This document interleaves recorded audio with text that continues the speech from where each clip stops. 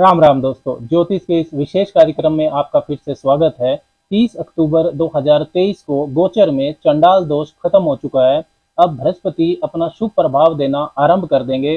देखिए, 22 अप्रैल 2023 को बृहस्पति ने जब अपनी मित्र राशि मेष राशि में प्रवेश किया था, तो बृहस्पति की जो स्थिति है बहुत मजबूत हो गई थी। लेकिन राहु मेष राशि में पहले से ही उपस्थित है, जिससे चंडाल दोष का निर्माण हो गया और बृहस्पति जो कि सबसे शुभ ग्रह है वो अपनी शुभता नहीं दे पाए। राहु की भी बृहस्पति की तरह ही पांचवी, सातवीं और नौवीं दृष्टियां होती है, जिससे बृहस्पति की जो पांचवी, सातवीं, नौवीं दृष्टियों का शुभ प्रभाव है वो भी नहीं मिल पाया।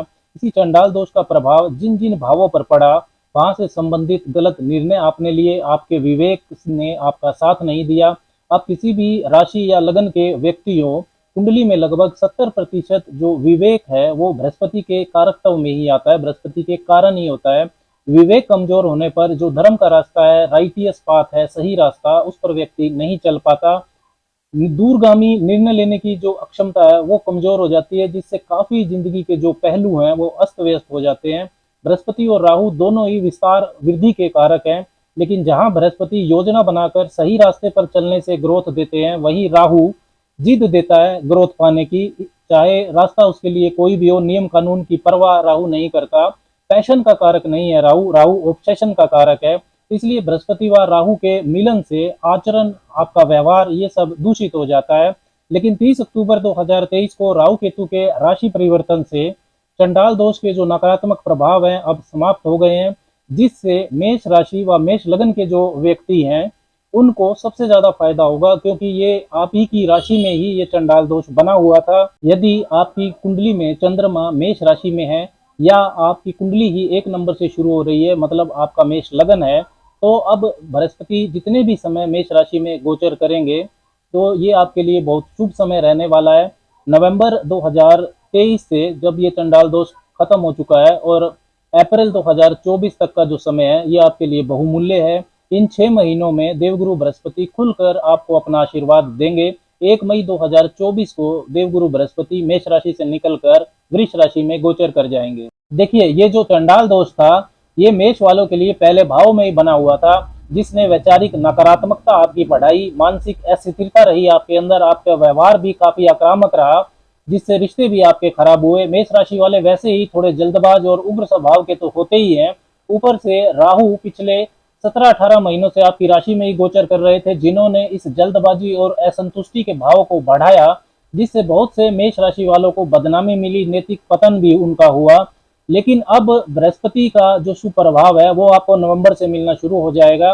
राहु आपकी राशि से निकल चुके हैं, तो 9th Lord in the first house, यानी कि जो आपके भाग्य भाव के स्वामी हैं वो पहले भाव में गोचर करेंगे। ये काफी मजबूत स्थिति होती है, भाग्य चलकर आपके पास आ रहा है, ये इस स्थिति को बताता है। व्यक्तित्व आपका निखर जाएगा, आत्म मंथन करेंगे आप कि क्या सही है क्या नहीं है। जीवन में जो ऑप्टिमिज्म है, आशावाद है, वो बढ़ जाएगा। Jupiter is the planet of optimism, जिसके कारण ऐसा कोई काम नहीं है जीवन में जो आप अब नहीं कर पाएंगे। किस्मत का पूरा साथ आपको मिलेगा, आपका शारीरिक स्वास्थ्य और मानसिक स्थिति बेहतर होगी। शनि की जो नीच दृष्टि है जो आपके राशि पर पड़ रही है, उसके भी दुष्प्रभाव को ये बृहस्पति संभाल लेंगे। बृहस्पति और राहु का जो चंडाल दोष था, उनकी जो दृष्टियां हैं वो पंचम, सप्तम और नवम भाव पर पड़ रही थी। पंचम भाव पर जाने से आपका जो संतान पक्ष है, शिक्षा पक्ष है, स्पेकुलेशन है, आपके निवेश कार्य, प्रेम संबंध, इन सब में परेशानी आ रही थी। बुद्धि जो है आपकी वो गलत कार्यों में चलने से नुकसान हो रहा था। लेकिन अब नवंबर से जो बृहस्पति प्रबल होंगे तो उनकी जो दृष्टि है पंचम भाव पर, वो भाग्य का साथ आपके पंचम भाव में पहुंचाएगी। जिन भी मेष राशि वाली महिलाओं को संतान पाने में परेशानी हो रही थी, उनकी परेशानी दूर होगी, कंसीविंग की समस्याएं दूर हो जाएंगी। जिनको पहले से संतान है, उनको उनके जो संतान का जीवन है उसके अंदर शिक्षा या करियर को लेकर कुछ अच्छी घटना घट सकती है। मेष राशि के जो छात्र हैं, जो शिक्षा प्राप्त कर रहे हैं, उनको विशेष शुभता मिलेगी। चाहे स्कूली शिक्षा हो, कॉलेज की शिक्षा हो या उच्च शिक्षा का मामला हो, आप पीजी कर रहे हैं, रिसर्च कर रहे हैं, इन सब में आपको फायदा होगा। बृहस्पति की जो 9वीं दृष्टि है वो आपके नवम भाव पर जाएगी, वो सब ग्रही दृष्टि है। पंचम भाव स्कूल कॉलेज होता है, तो नवम भाव यूनिवर्सिटी होता है, तो आपको कोई स्कॉलरशिप मिल सकती है, किसी भी तरह की रिसर्च में विशेष भाग्य का साथ आपको मिल सकता है। लॉटरी, शेयर बाजार, इसके अलावा जो स्पेकुलेशन है, आपके इन्वेस्टमेंट्स हैं, निवेश कार्य, सिनेमा का जो क्षेत्र है, आप किसी तरह की स्टेज परफॉर्मेंस करते हैं, पॉलिटिक्स से जुड़े हैं, गवर्नमेंट सेक्टर से जुड़े हैं, कोई आर्ट एंड क्रिएटिविटी के स्टफ से जुड़े हैं, इन सब में जो भाग्य का साथ है वो बृहस्पति आपके लिए लेकर आएंगे। प्रेम संबंधों के मामलों में भी शुभता मिलेगी। जो टूटे हुए प्रेम संबंध है वो फिर से जुड़ सकते हैं। सप्तम भाव में आपके केतु चल रहे थे, जिससे वैवाहिक जीवन में तनाव चल रहा था। सेपरेशन तक के योग भी कई मेष वालों के बने हुए थे। ऊपर से चंडाल दोष की जो दृष्टि है वो एक दूसरे से असंतुष्टि का भाव को बढ़ा रही थी, एक दूसरे की आलोचना आप कर रहे थे। तो और इसके साथ ही व्यापार में भी नुकसान हो रहा था। सप्तम भाव से बिजनेस भी देखा जाता है, विशेषकर जो व्यापारिक साझेदारियां थी उनमें नुकसान हो रहा था। लेकिन अब राहु केतु के पहले और सातवें भाव से निकलने के बाद बृहस्पति का जो शुभ प्रभाव है सातवीं दृष्टि के रूप में वो आपके सप्तम भाव पर पड़ेगा, जिससे वैवाहिक जीवन में आपकी जो बॉन्डिंग है वो मजबूत होगी।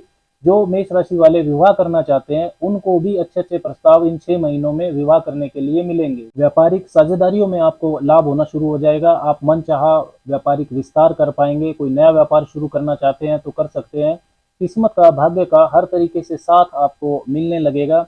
लेकिन बृहस्पति नैतिकता के कारक हैं, एथिक्स के, तो रिश्तों में, वैवाहिक जीवन में, व्यापारिक साझेदारियों में जो आपका आचरण है वो आपको ठीक रखना होगा। देवगुरु बृहस्पति 12वें भाव के भी स्वामी हैं आपके लिए। तो आप यदि अपने व्यापार को विदेश में फैलाना चाहते हैं तो वहां भी आपके लिए लाभदायक स्थितियां बनेंगी।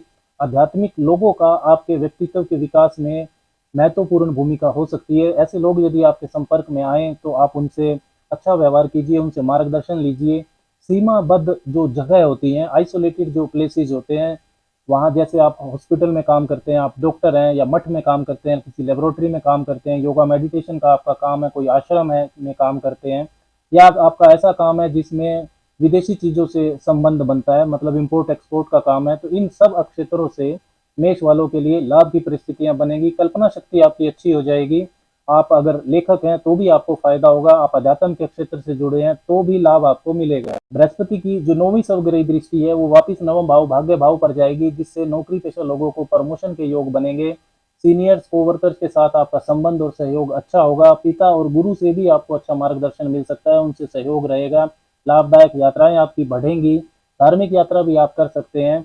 घर में आपके शुभ और मांगलिक कार्य इस पीरियड में हो सकते हैं। तो मेष राशि वाले दोस्तों, इन आने वाले 6 महीनों में नवंबर से अप्रैल 2024 के बीच में देवगुरु बृहस्पति का शुभ आशीर्वाद आपको मिलने वाला है।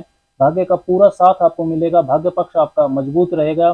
किस्मत हर कार्य में आपकी मदद करेगी। मुश्किल लगने वाली चीजें भी आपके लिए आसान हो सकती है। आप यदि नौकरी करते हैं, बिजनेस करते हैं, कुछ नया काम शुरू करना चाहते हैं तो सब में आपको फायदा रहेगा। आपको दूरगामी योजना बनाकर काम करना चाहिए।